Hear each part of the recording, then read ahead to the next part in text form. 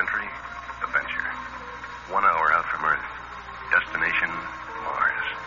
Past Kennelly heaviside layer without incident. Rate of speed, 450,000 miles per hour. With planet Mars at its closest point to Earth, 35 million miles. Calculate duration of voyage to be roughly 3.5 days. Captain John Black, master.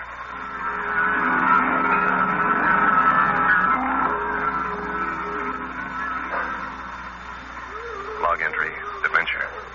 12 hours out from Earth. Ship navigated supertension atmospheric forces. One shield generator broke down, replaced by booster. Yeah? Lieutenant Lustig reporting, sir. Oh, come in, Pete.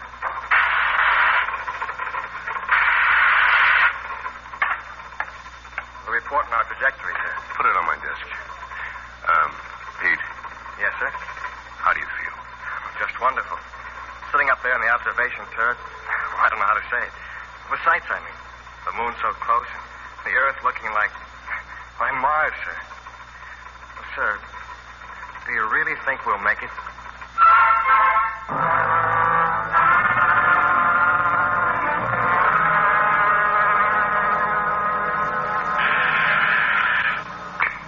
Who is it? Dr. Hingston, Captain. May I come in? Oh, sure, sir. You weren't asleep, were you, John?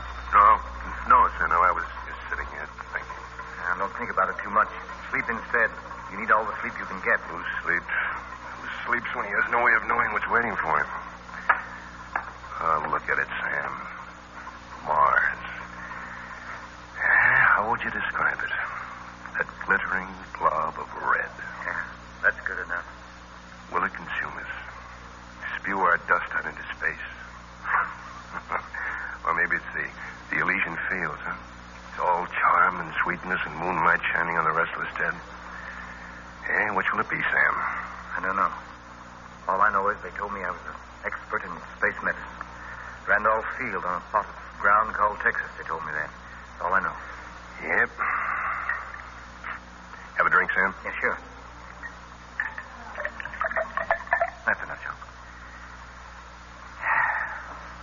Wonder what they're drinking on Mars. Well, off to my rounds. Rounds? You're supposed to be in the sack. What rounds? I'll tell you, Captain. You know, sometimes a man just can't sleep. Happens to me sometimes. So I just wander through the ship, check on the boys, see if they're tucked in. So that's what you're doing with me, huh, Sam? No, of course not. Yeah. Wait a minute. I'll go with you. Is it all right? Well, you're a man.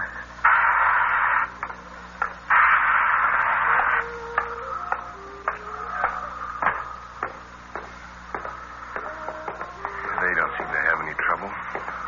Look at them. Well, don't begrudge them their sleep, John. It should happen to you and me. What made them do it? What made them volunteer?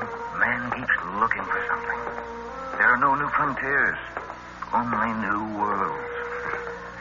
They had it all in the comic strips. Who's that? Who's that man? He's not one of the crew. Well, he has to be. It's just this strange light. Wait, I'll check the card on his bunk. Yeah.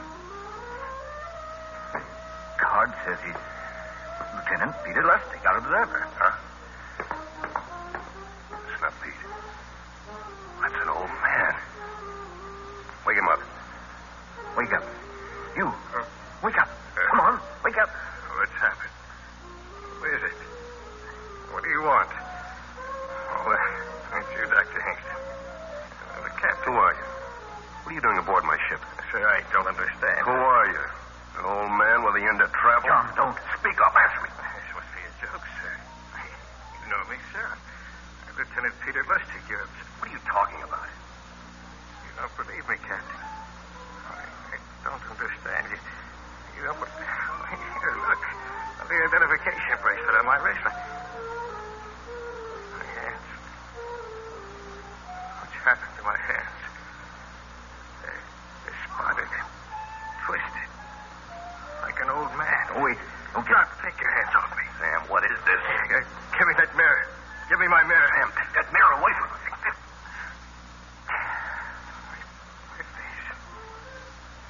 My face, it's not mine. This face, It's not fine. What's happened to me? What's happened to me? Something for it. For God's sake, do something.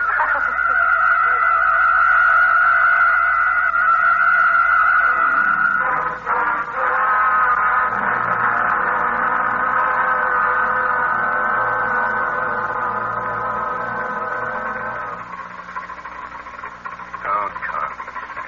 We've been together for a long time. Well, that man was Pete Lustig.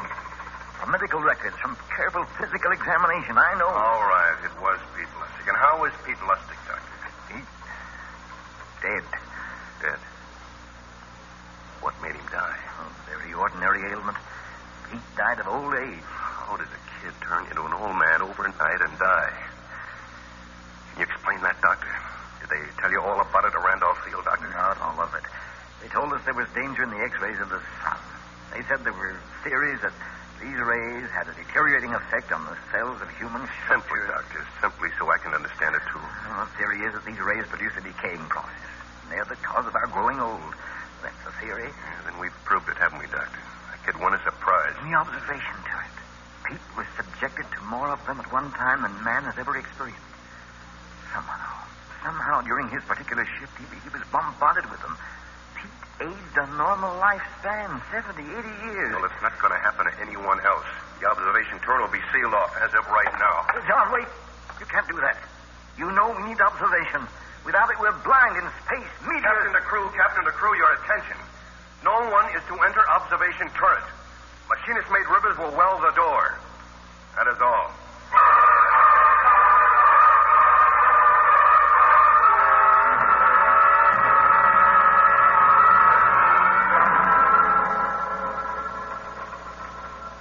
Log entry, the Venture.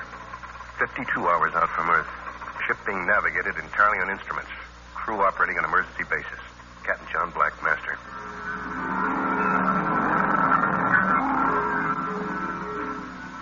Log entry, the Venture. 78 hours out from Earth. 7 men in sick bay, unable to diagnose illness. Low fever and lassitude. Approaching gravitational field of Mars. Atmospheric conditions similar to Earth's. Calculate landing at approximately 1... Condition B exists at Station 12. Condition B exists at Station 12. All men go to nearest safety lock.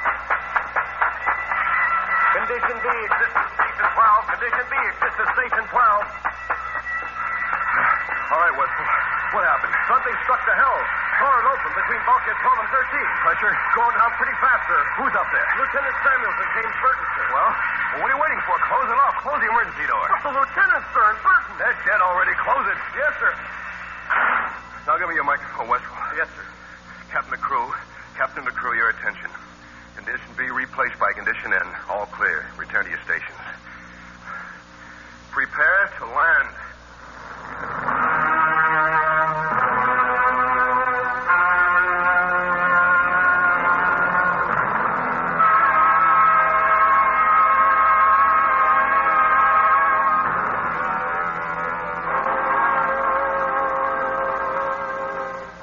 John? How are the men in sick bay, Sam? Oh, happy. They're all right, John. You ready? Yeah, first one thing. Captain to crew, your attention. We have landed on Mars. Chemical analysis shows the air to be breathable, and gravity is comparable with that of Earth's. Now, hear this. No man is to leave this ship under penalty of courts-martial. Dr. Hingston and I will make a brief reconnaissance. Crew will proceed with repair of ship's hull. As you know, our ship is armed against any possible aggression. I can't impress it upon you too strongly. No man will leave this ship until Dr. Hingston and I ascertain that we are not in a hostile world. That is all. Well, let's go, Sam.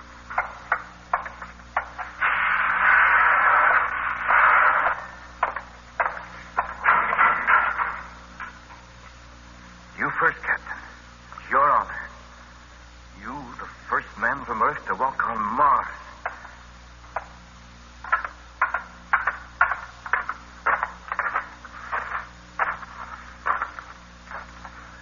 John, look over there. A house. A Victorian house. Colored glass and scrolls. Everything. I don't believe it. Come on.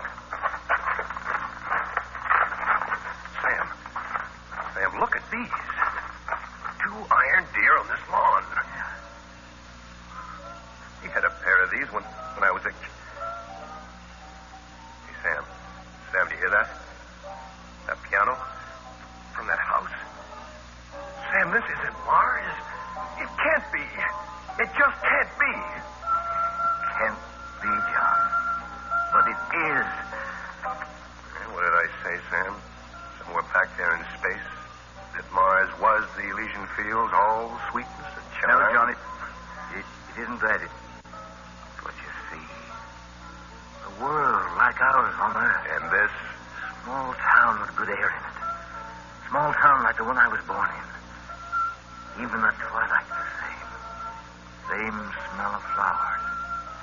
Same sound. You think that the civilizations of two planets can progress at the same rate, develop in the same way? I do now. Well, I don't. Look at that house. A Victorian house on Mars. Well, you expect me to believe that? A house with lace curtain windows, with porch swings, with something that sounds like a player piano and probably is? Playing Let Me Call You Sweetheart. You believe all that? I believe it. I admit it's strange, but I believe it. Strange, nuts, it's impossible. We're going back to... Wait, Johnny. Could be. Yes. It could be that there are similar patterns of thought, movement, civilization on every planet in our system. Maybe we're on the threshold of the great psychological and metaphysical discovery of our time. Maybe... Go on, Sam. Maybe this proves the existence of God. You know, not everyone needs proof. I don't need it, but how else can you explain all this? John, it fills me with terror and joy. I don't know whether to laugh or cry. When were you born, Sam? In 1901. Well, that makes you 52 years old. Now, this couldn't be heaven. I admit it looks peaceful and cool and pretty much like Council Bluffs where I was born. Yeah, that was a good, quiet place, Council Bluffs, Iowa. See, I remember. Did you see that, Sam? Did you hear it? I saw it. It was there. A horse and carriage going down the street.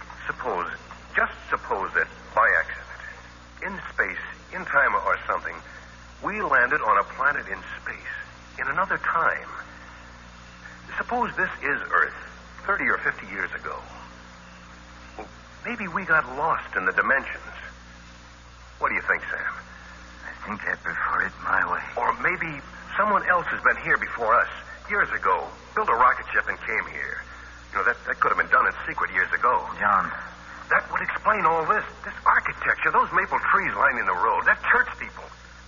Maybe they hated the world as they knew it on Earth and tried to build a new one. Here, on Mars. Sam, you haven't heard a word. So much like my hometown. That house, that room up there, with a beaded lamp near the window. When I was a kid, I used to sleep and do my lessons in a room just like that. I'd lie there in the night and I'd be awake. And I could hear the freight trains across the river. John, did you hear that? Yeah, I hear it. Let's go. Where? We're going up to that house and ask questions. Where else? Come on.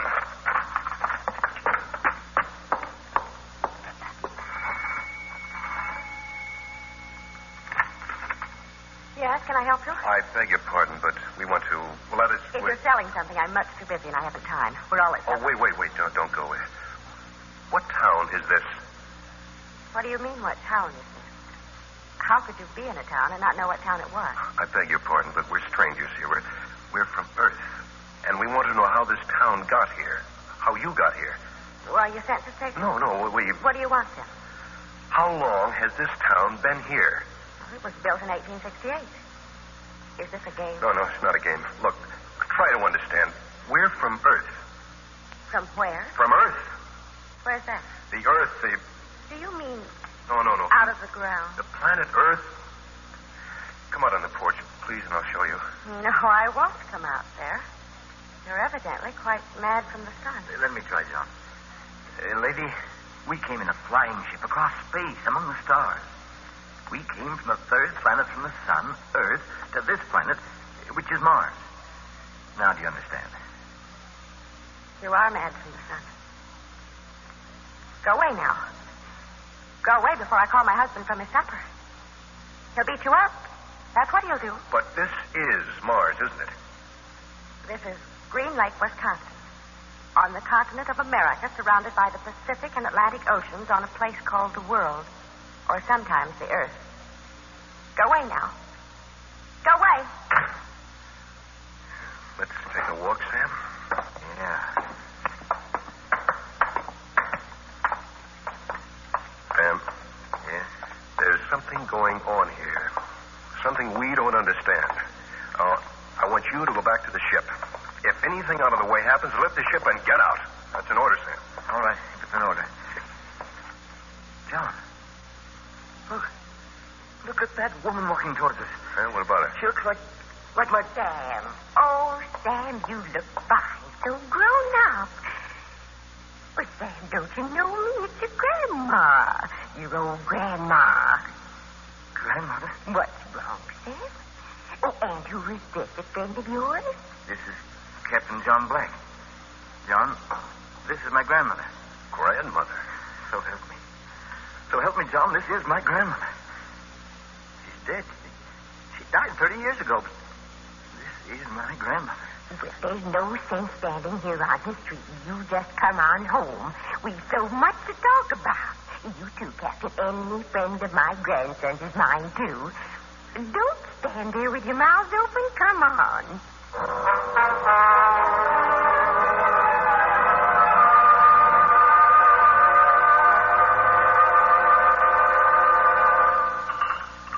Here, Sam, have some more iced tea.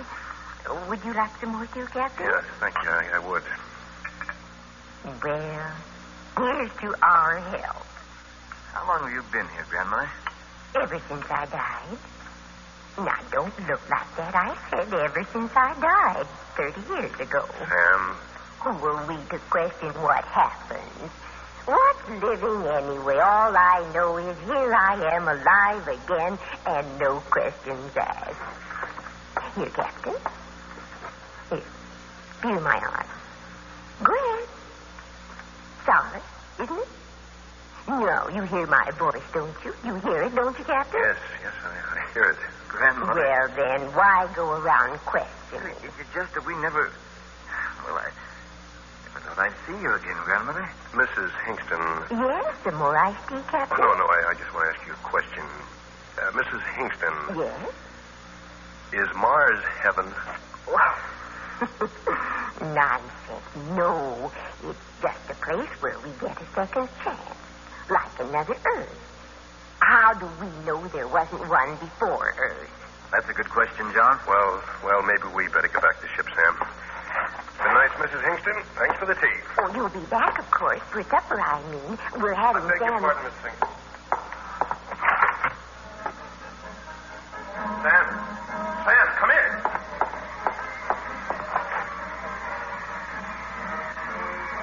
Hey, what do you know, John? A parade with a brass band and everything. My crew, look at them. But they're heroes to these people. They're being made welcome. The abandoned ship, they had orders. Our court-martial every one of them. John, listen to me. They found old relatives and friends. They had their orders. What would you have done? Obeyed orders. I would have... What's the matter? Emma, I don't believe it. It's impossible.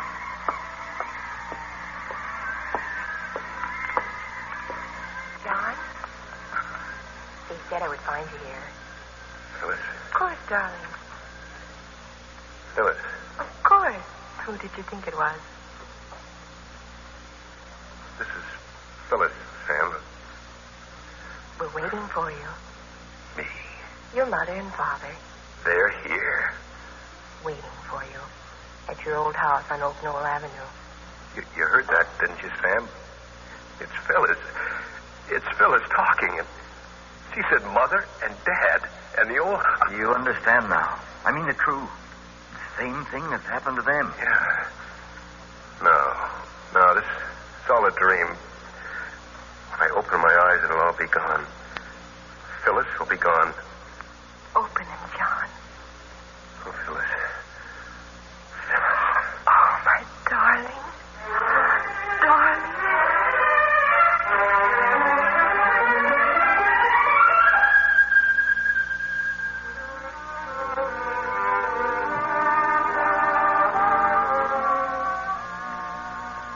It's good to see you children dancing together again. Your mother would have enjoyed it so much, John. I must have worn her out with all my questions, Dad. Don't worry about it, son. She'll get a good rest tonight, then in the morning, the days after. We have so much time now. We'll all be together again. Yes, yes. Don't go away from me, John. Hold me closer. Oh, I've dreamed so long of dancing with you. Phyllis. No more questions. Just accept it. That your mother and father were once dead. That I was killed 10 years ago in a horrible accident. And now I'm alive. And in your arms. Tight. John, hold me tight. Well, I think I'll run along to bed now. You children won't forget to turn out the light. Good night, fellas. Night, Good Dad. night, Dad. Good night, son. Good night, Dad. Shall we go out on the back porch, John, like we used to? Come with me, John.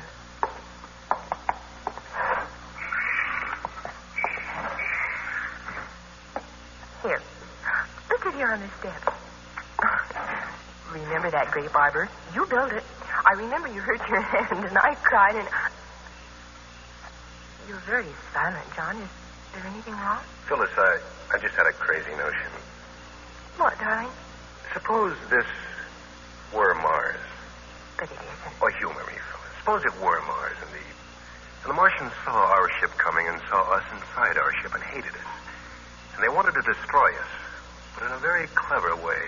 Yes? Well, what would be the best weapon a Martian could use against us with our atomic bombs, our hydrogen? But... Let me finish. The answer is interesting. The Martians would use telepathy, hypnosis, memory, imagination. John, don't question us anymore. Suppose this town, in some other shape, a Martian shape, but by playing on my memory and my desires and my wants, they've made it what I wanted it to be.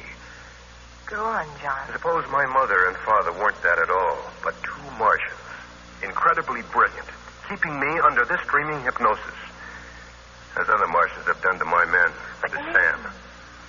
You've had your arms around me. You've kissed me. We shared old secrets. Was that a Martian hypnosis, John? Phyllis, Yes? What is it, John? I'm going inside. I'm thirsty. I want to get a drink of water. You're not thirsty. Stay here with me. I'm going inside. You're not thirsty, John. Phyllis, my gun. Where did you... Put down that gun.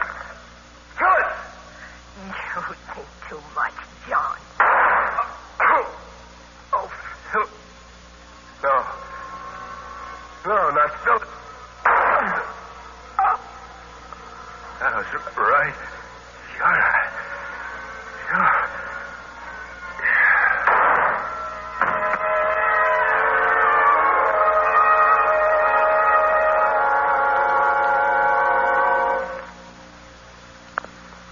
In the morning, the brass band played a mournful dirge.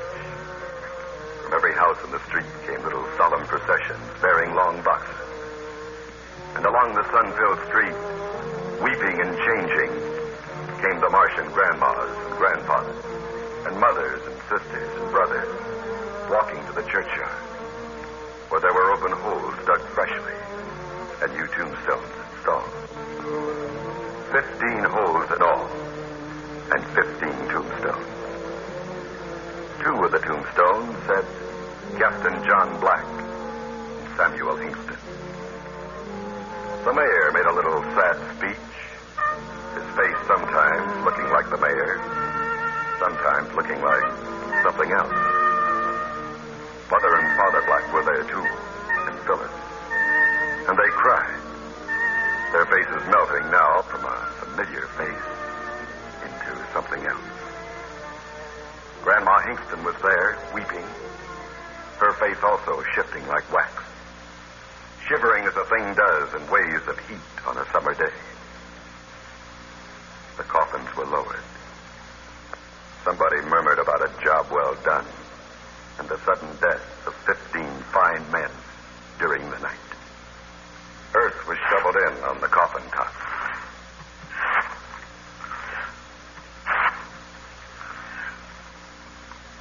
After the funeral, the brass band played, slammed, and banged, and they all marched back into town.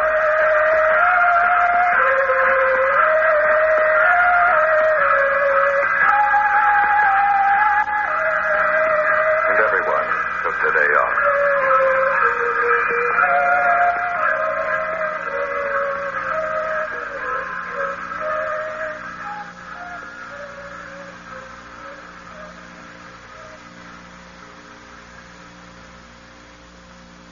The ABC Radio Workshop has presented Mars is Heaven, a story from the science fiction classic, The Martian Chronicles by Ray Bradbury. The radio adaptation was made by Morton Fine and David Friedkin.